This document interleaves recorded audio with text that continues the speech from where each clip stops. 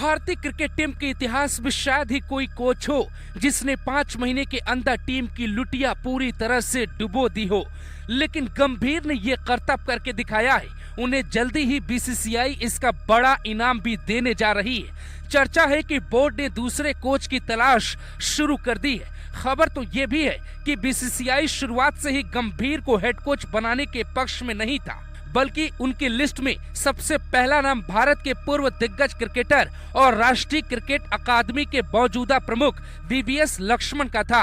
पर मजबूरी में गंभीर पे दांव लगाना पड़ा, जिसका खामियाजा आज टीम भुगत रही है। हालांकि मैचों के लिए गौतम के कोचिंग पे गंभीर सवाल खड़े। सबसे पहले श्रीलंका से भारत को वनडे सीरीज में ऐतिहासिक शिकस्त झेलनी पड़ी। इसके बाद न्यूजीलैंड से घरेलू टेस्ट सीरीज में 3-0 की हार ने और बेइज्जती करवाई। अब बॉर्डर गावस्कर ट्रॉफी में भी ऑस्ट्रेलिया के सामने टीम ने जैसे घुटने टेके, वो देख के गंभीर का क्लीन बोल्ड होना तय माना जा रहा है। हालांकि गंभीर के पास करो या मारो की स्थिति में एक आखिरी मौका बचा है और वो है चैंपियन ट्रॉफी। पर यहाँ सवाल ये है कि आखिर टीम की इस दुर्दशा के लिए क्या सिर्फ गंभीर दोषी है? बताया ये जा रहा है कि टीम के खिलाड़ियों और गौतम गंभीर के बीच वो बॉन्डिंग नहीं बन पा रही जो एक वक्त राहुल द्रविड़ और रवि शास्त्री के साथ हुआ करती थी। यही वजह है कि पर्थ में भारत की अप्रत्याशित जीत के बाद कुछ ऐसा देखा गया जिसकी उम्मीद किसी को नहीं थी। आमतौर पे जीत का जश्न पूरी टीम एक साथ मनाती है, पर उस रात टीम के खिलाड़ियों ने अलग अलग ग्रुप्स में बट का जश्न मनाया। हेड कोच गौतम गंभीर जहां अपने परिवार के साथ रेस्तरां में डिनर का लुत्फ उठाते देखे गए, तो वहीं बाकी खिलाड़ी पर्थ में सड़कों पे अलग अलग ग्रुप में जश्न मनाते दिखे।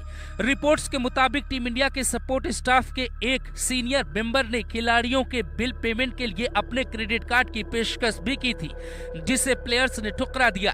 टीम के बीच अनबन की खबरों को हवा इसलिए भी मिल रही है क्योंकि जिस तरह से सिडनी टेस्ट में कप्तान रोहित शर्मा को बाहर किया गया, वो भी सवालों के घेरे में है।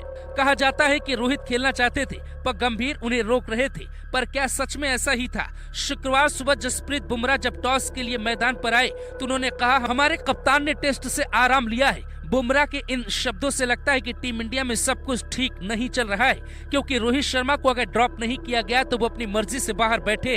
तो फिर पिछले दिनों ड्रेसिंग रूम में क्या चल रहा था? गौतम गंभीर ने सिडनी टेस्ट के एक दिन पहले प्रेस कॉन्फ्रेंस में कहा कि ड्रेसिंग रूम की बहस सार्वजनिक नहीं होनी चाहिए। यानी मेलबर्न में हार के बाद भारतीय टीम जब सीरीज में 1-2 से पिछड़ गई तो अंदर का माहौल बेहद गर्म था और अब कप्तान ही टीम से बाहर हो गए। हालांकि इसके पीछे कई वजह भी है। उनका प्रदर्शन भी बताया जा रहा है, जिसकी चर्चा पहले तो ड्रेसिंग रूम तक ही थी, लेकिन अब हर कोई कर रहा है। इस सीरीज में रोहित शर्मा ने 3 मैचों में 6.20 की औसत से केवल 31 रन बनाए।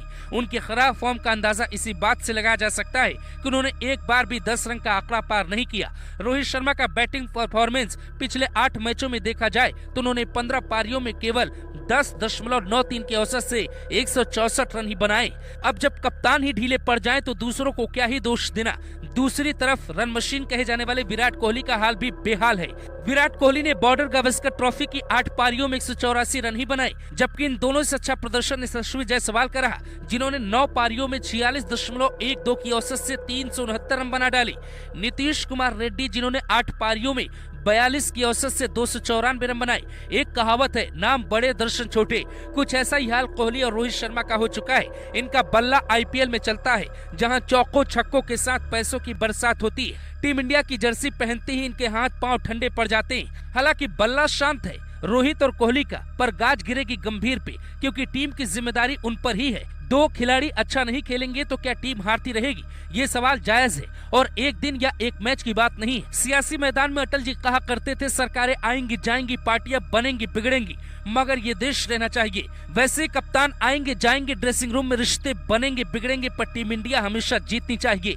कहा जाता है कि खेल को खेल की भावना से ही लिया जाना चाहिए, पर सवाल ये है कि कब तक। फिलहाल देखना दिलचस्प होगा कि बीसीसीआई गौतम गंभीर को लेकर क्या फैसला लेती है। क्या गंभीर की जगह वीवीएस लक्ष्मण को हेड कोच के तौर पे टीम की कमान सौंपी जाएगी, या फिर गौतम गंभीर को सिर्फ टेस्ट टीम की कोचिंग से हटाया जाएगा और वो लिमिटेड ओवर फॉर्मेट में टीम के साथ बने रहेंगे?